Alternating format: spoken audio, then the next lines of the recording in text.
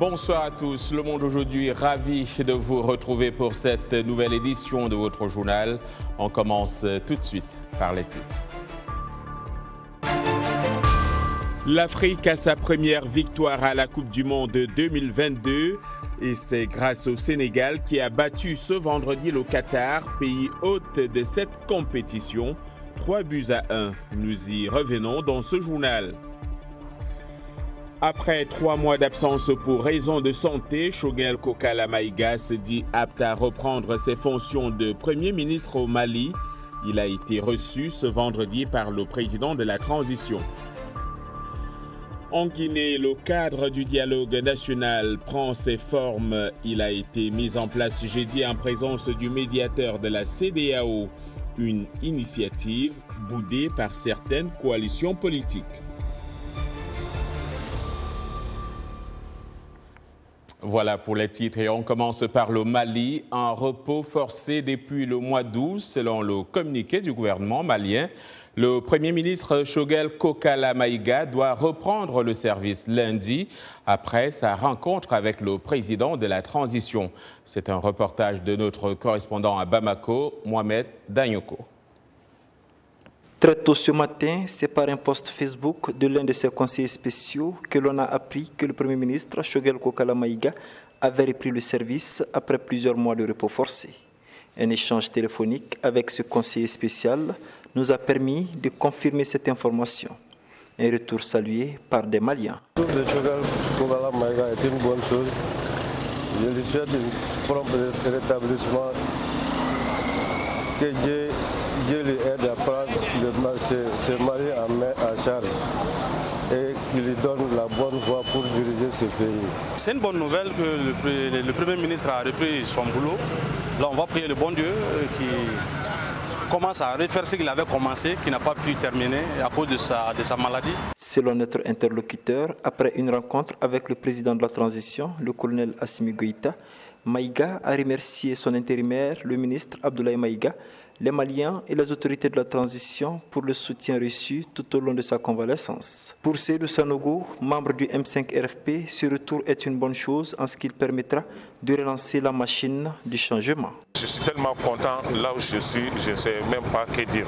Vraiment, c'est l'homme de la situation, c'est lui qui peut sauver l'homme, nous sommes les Maliens, notre Maliba. Vraiment, avec la refondation qu'on part, le Malikoura qu'on part chaque jour, c'est lui qui peut mettre ça en marche. Vraiment, je suis très fier de lui, je suis très content de son arrivée. Ce retour coïncide avec un début de grogne sociale, notamment la grève des étudiants et plusieurs autres grèves en vue.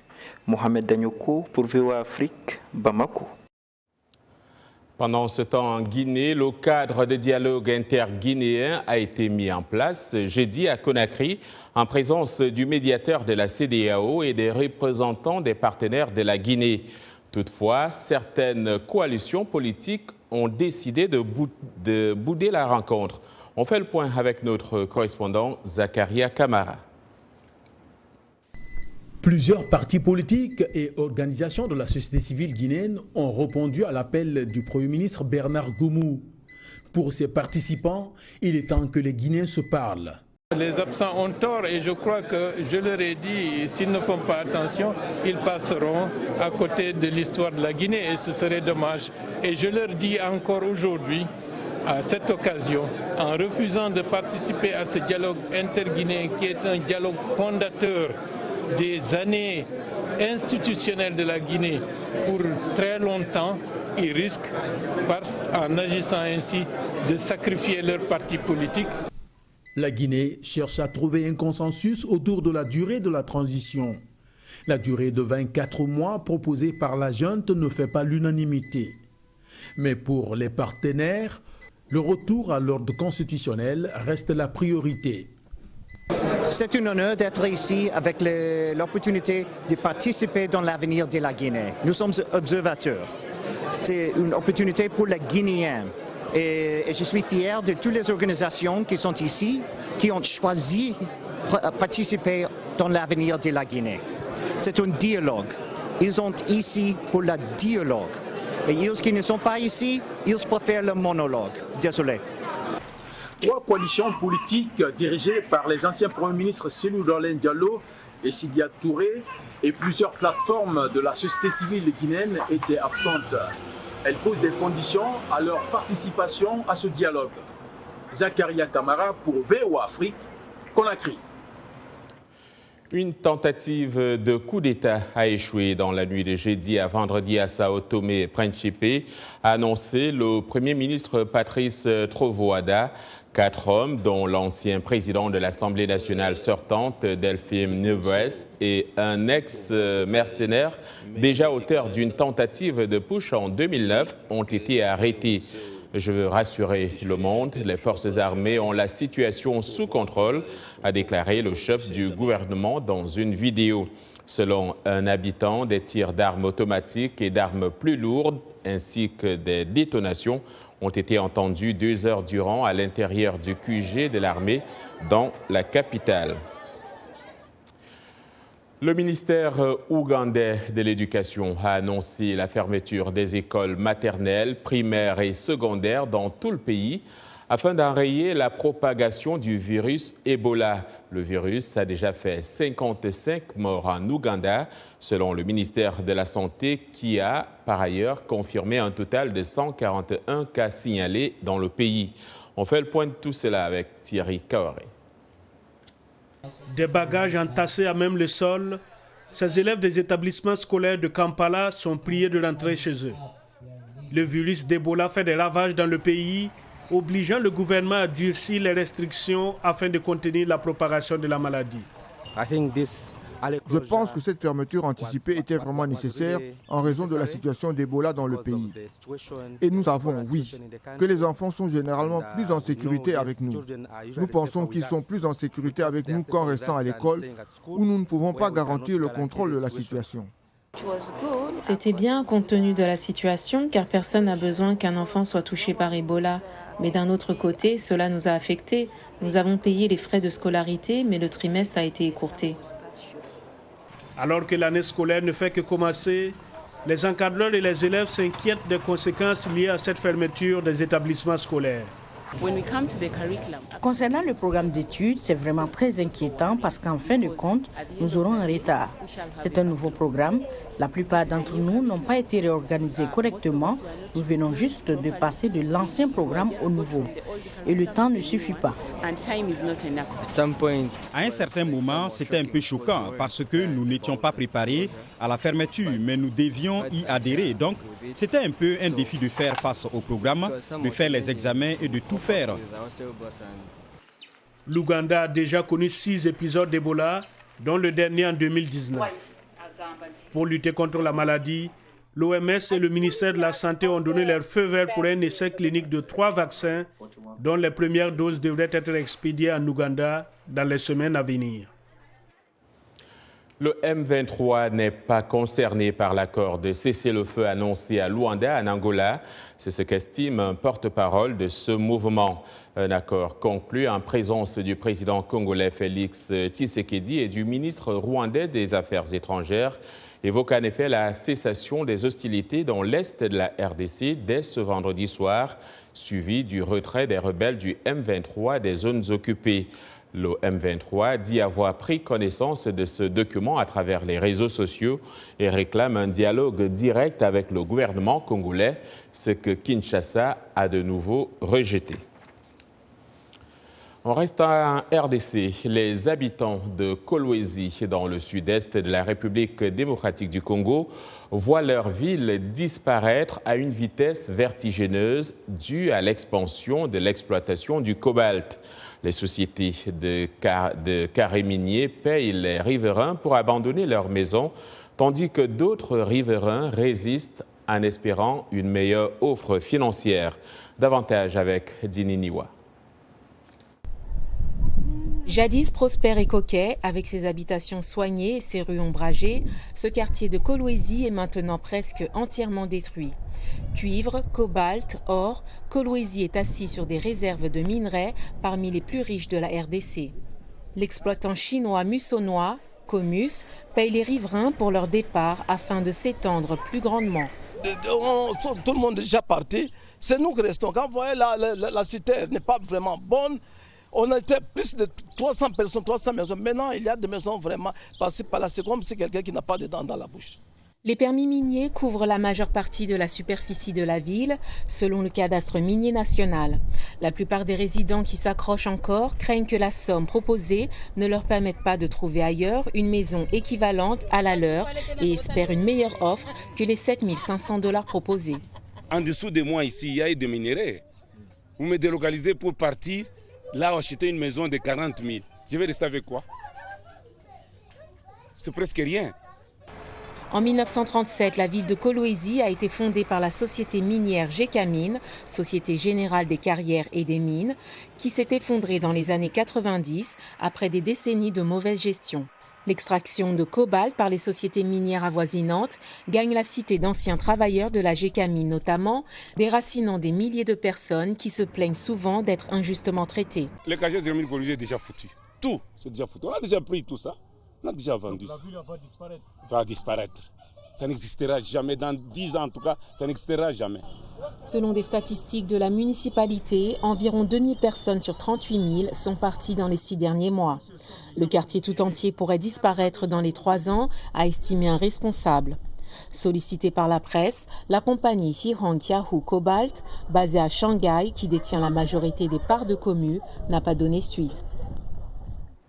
Allons à présent en Libye, où l'organe chargé de lutter contre l'immigration clandestine a organisé jeudi à Tripoli des convois routiers vers les frontières Est et Sud pour renvoyer plus de 200 étrangers. Ces renvois ont été rendus possibles grâce à un accord inédit passé récemment entre les directions rivales de l'Ouest, du Sud et de l'Est de la Libye. Jusque-là, ce sont les agences de l'ONU qui se chargeaient des rapatriements des réfugiés et des migrants. C'est un récit de Nanit Talani. En présence de représentants de leurs ambassades, les expulsés, tous en survêtements noirs et blancs ou noirs et gris, selon la nationalité, ont d'abord été rassemblés dans des salles où des policiers leur ont distribué des bouteilles d'eau, des biscuits et du lait avant de leur remettre un laissez-passer et les faire monter dans des bus. Ces migrants comprennent 105 Égyptiens, 101 Tchadiens et 20 Soudanais, indique le bureau en charge des expulsions. Nous sommes ici aujourd'hui à l'occasion du début de la reconduction aux frontières d'un certain nombre de nationalités arabes et africaines. À part quelques nationalités exemptées de visa, la plupart des migrants entrent clandestinement en Libye par les frontières poreuses du vaste sud désertique. Le nombre des personnes qui font l'objet d'une interdiction de territoire ne cesse de croître et les centres pénitentiaires sont bondés, ce qui crée beaucoup de difficultés, explique la police judiciaire libyenne. Le ministère iranien des Affaires étrangères a fustigé une résolution du Conseil des droits de l'homme de l'ONU instaurant une commission d'enquête internationale sur la répression des manifestations en Iran. Dans un communiqué publié jeudi soir, il souligne que la République islamique d'Iran était opposée à cette réunion spéciale de l'instance onusienne dont il rejette totalement la résolution votée le même jour.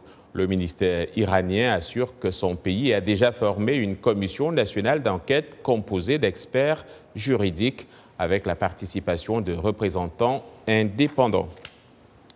Vous regardez Le Monde aujourd'hui en direct de Washington DC sur VOA Afrique. L'information vous revient dans un instant.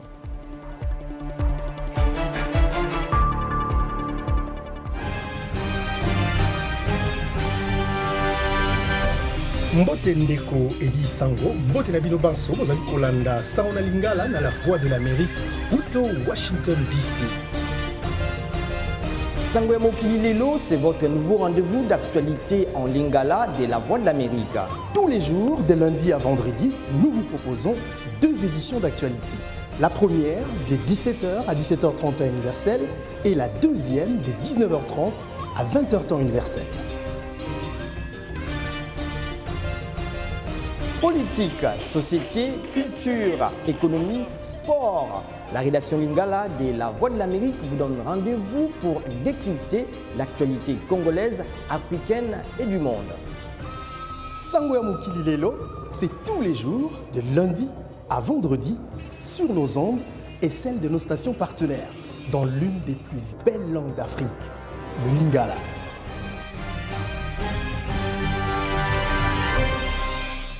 Vous suivez Le Monde aujourd'hui, un programme de VO Afrique. Merci de nous rejoindre pour cette seconde partie. Nous émettons en direct de Washington, D.C. Aujourd'hui, c'est Black Friday aux États-Unis, jour de gros rabais dans les magasins pour débuter la saison des fêtes. C'est aussi le lendemain de la Thanksgiving, jour d'action de grâce traditionnellement célébré en famille. Cependant, ces dernières années, une autre tendance a pris son envol aux États-Unis. On l'appelle Friendsgiving, une version de Thanksgiving où les personnes qui ne peuvent pas passer la journée entourées de leur famille biologique font la fête avec des amis. C'est un reportage de Genia Dulo relaté par Ginny Niwa. Le Women's Club de Playa del Rey, une petite communauté balnéaire du sud de la Californie, a décidé cette année d'organiser son premier Friendsgiving, principalement pour ses membres plus âgés qui ne pouvaient peut-être pas célébrer en famille.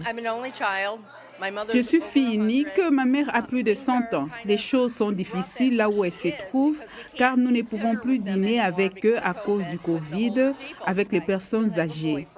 J'ai toujours un petit ami, mais il a dû aller chez le sien et j'aurais été plus ou moins seule. C'était la première chose qui s'est ouverte à moi et je me suis dit, ce sera mon Thanksgiving.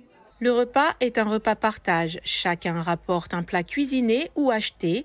Il y a actuellement 102 femmes dans le club, le plus grand nombre de membres depuis 1938, l'année de sa création.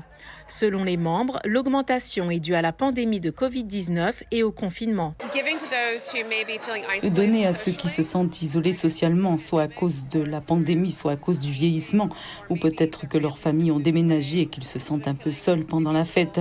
C'était notre tentative de réunir des amis, tout comme nous l'aurions fait pour notre famille et ressentir l'amour et le soutien. Richard Zaldivar, fondateur et directeur exécutif du projet The Wall Las Memorias, explique que ce monument de Los Angeles est dédié aux personnes décédées du sida. Cette période de l'année peut être très difficile pour les membres de la communauté LGBTQ, confie-t-il, car beaucoup ont souvent des relations difficiles avec leur famille. Nous venons de parents différents, d'horizons différents. Nous parlons différentes langues, mais une chose qui nous unit, ce sont nos parcours. Nous avons tous vécu un sentiment d'homophobie, de transphobie et de haine. Nous marchons dans ces rues et souvent, ces rues ont été très solitaires. Ce Friendsgiving, les gens se sont rassemblés dans les bureaux du Wall Las Memorias Project, dans le quartier à prédominance latino de Boyle Heights à Los Angeles, avec ceux qui les acceptent pour ce qu'ils sont. Beaucoup de gens refoulent ces sentiments qu'ils ont juste pour répondre aux besoins pour lesquels ils ont grandi, qu'ils devraient être des pourvoyeurs, des personnes fortes. Mais parfois, ils refoulent le sentiment qu'ils veulent être avec une personne du même sexe. Ils se rassemblent également pour faire face au traumatisme émotionnel d'être une communauté négligée ou marginalisée. Ici, nous avons la capacité d'être qui nous sommes. Donc, dans ce Thanksgiving, bien que nous ayons tant de défis, nous venons de perdre des gens dans le Colorado. Nos frères ont été tués. Mais nous avons toujours la liberté de changer la société dans laquelle nous vivons.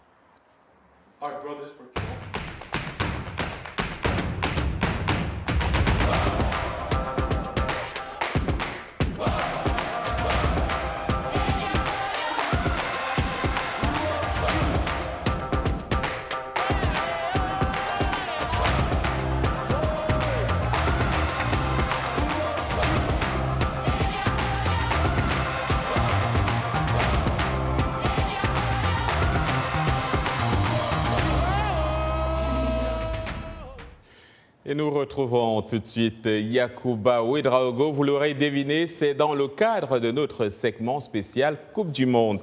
Bonsoir Yacouba, l'Afrique a enfin, pourrait-on dire, sa première victoire dans cette Coupe du Monde.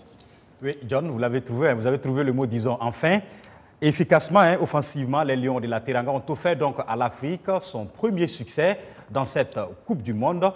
Et en fait, efficace, disons, je le disais, efficace donc offensivement, les Lions de la Teranga ont permis à l'Afrique, bien sûr, d'arracher cette première victoire 3-1 lors de leur deuxième sortie devant le pays hôte, le Qatar au bord, sinon presque éliminé, avec 2 défaites en 2 matchs, toujours dans ce groupe A. La lutte pour la suprématie a accouché d'un match nul 1-1 entre l'Équateur et les Pays-Bas, qui se partagent la première place un peu plus tôt. On a eu droit encore à une sensation dans le groupe B. L'Iran s'est imposé 2-0 devant le pays du Galles de Gareth Bale. Je le disais, les Lions de la Teranga se sont relancés ainsi dans la compétition en vue d'un ticket en 8e de finale qu'ils chercheront à obtenir mardi contre l'Équateur. C'est une finale en vue. Dans la capitale sénégalaise, on y croit, notre envoyé spécial Abdourahmane Dia a promené son micro dans les rues de Dakar. Regardez.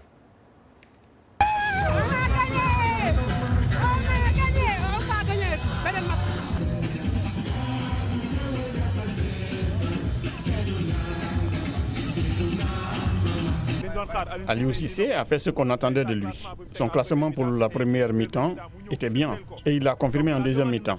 Il a répondu à une demande nationale, c'est-à-dire qu'il a mis les jeunes pour qu'ils viennent prendre la relève. Dieu merci, il a fait exactement ça et cela a été payant. En première mi-temps, les 2 attaquants ont marqué. En première mi-temps, les 2 attaquants ont marqué et en deuxième mi-temps, un autre attaquant a marqué. Aujourd'hui, ça se confirme que si vous avez des jeunes talentueux, il faut les faire jouer.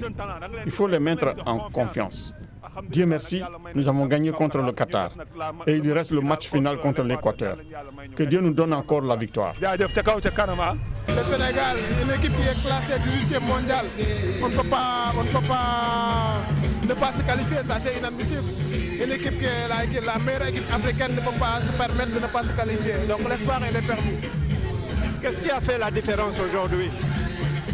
Bon, la différence c'est déjà le mental. Il y a du mental dans cette équipe. Mais moi j'aimerais plus qu'on ajoute un peu plus du jeu. Ça veut dire mettre dans l'entrejeu, il faut mettre Eliman Ndiaye.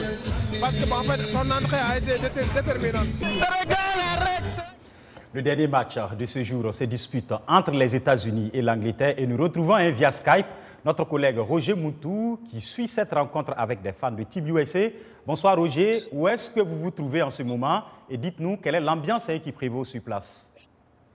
Bonsoir Yacouba, bonsoir John. Alors là, je suis en Virginie, plus précisément au Football Café à Babylone, ici à Alexandria. C'est ici, au fait, où se rencontrent tous les amoureux du football soccer, qu'ils appellent ici aux États-Unis. Et l'ambiance ici, je vous dis, imaginez-vous que c'est un jour après cette fête Thanksgiving que les Américains viennent ici pour suivre ce match qui est aussi important, très important d'ailleurs pour les Américains. D'ailleurs, Yacouba, je dois vous montrer quelque chose. Le manager de ce restaurant m'en montrait. Ça, il a pour dire, Monsieur Moutou, regardez ce que nous allons remporter, les États-Unis. Donc, je ne sais vraiment pas. Ils sont impatients de voir que les Américains vont remporter ce match. C'est ici, au fait, en Virginie, à 15 minutes de Washington, où vous vous trouvez en ce moment. Voilà, et donc c'est la mi-temps dans ce match-là entre les États-Unis et l'Angleterre. Le score est de 0 but partout. Alors Roger, on le sait, le foot ou soccer, comme on l'appelle ici, n'est pas aussi populaire que le football américain ou le basketball. Est-ce que vous sentez de l'engouement autour de cette équipe américaine?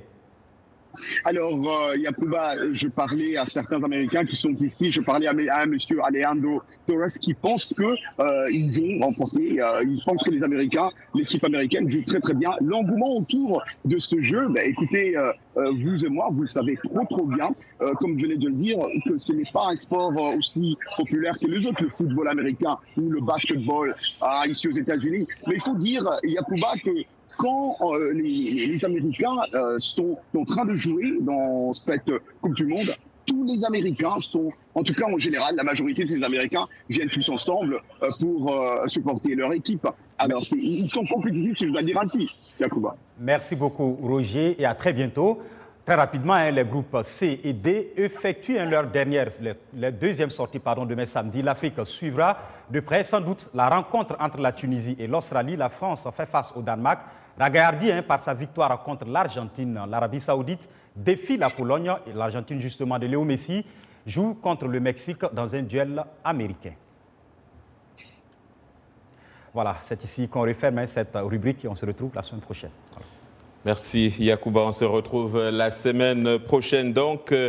À demain. Mais Roger Muntou, où qu'il soit, parlera toujours culture. Donc c'est vendredi et c'est l'heure de Culture Hebdo. Roger, le Tunisien Yamen Manaï remporte le prix de la littérature arabe. John, j'aime beaucoup comment vous avez dit où qu'il soit. Mais voilà, c'est vrai qu'on peut être partout et continuer avec l'actualité. Oui, le Tunisien Yamen Manaï a remporté un mercredi, c'était une grande nouvelle, le prix de littérature arabe pour un roman sur la violence dans le milieu les plus défavorisés de son pays. Bel Abim, c'est le nom du roman. Le prix doté de 10 000 € grâce à la fondation Jean-Luc Lagardère a été créé en 2013 par l'Institut du monde arabe, IMA, aujourd'hui présidé par Jack Lang. Yaman, 42 ans, ingénieur de formation, vit en France depuis 18 ans. Son roman est publié par un éditeur de Tunis. Eliade, il s'appelle. Cette fiction, John raconte l'histoire d'un garçon de 15 ans incarcéré pour avoir tué son père. Le jury a salué dans un communiqué un bref roman et fiston à la fois qui dénonce à travers le parcours d'un adolescent révolté des injustices d'une société cruelle dans la Tunisie, des banlieues populaires. Yamen Manaï avait déjà remporté, on doit le signaler ici, avec ce même titre, le prix Orange du livre en Afrique. Une mention spéciale, John, du prix de la littérature arabe a aussi été décernée au Soudanais Amour Zaïda pour Les Noyés du Nil, publié chez Actes Sud. Ce roman évoque aussi un village des bords du fleuve Sékoué en 1969 par la découverte d'un cadavre d'adolescente, John. Très bien, Roger. Alors, cette semaine, vous avez reçu un humoriste américain, mais d'origine nigériane et éthiopienne. Oui, exactement. Il s'appelle Benjamin Okebia et vous l'avez si bien dit, il est d'origine nigériane et éthiopienne. Mais il a vécu en Suisse pendant plusieurs années. Il a décidé de déménager ici aux États-Unis pour continuer avec sa carrière, d'abord pour continuer avec les études. Et il m'a dit, Roger, avec toute ces cultures que j'ai, je me suis dit, pourquoi pas me lancer dans la comédie, au stand-up comedy. Il a voyagé, il a fait le monde, il a voyagé pour aller faire ses comédies dans plusieurs pays du monde, au Mexique, au Canada, et enfin ici aux États-Unis. Je l'ai eu cette semaine, suivant un petit extrait. Like my dad's actor, right? So when we used to get in trouble, they wouldn't yell at us; they would just hit us in phrases, right? Like it wouldn't be like, "Why did you do that?" It's "I feel stupid." Les blagues de Béni, c'est autour de quoi d'habitude? Est-ce qu'il y a une famille? Sûrement famille, c'est famille d'abord. Un des premiers. Oui.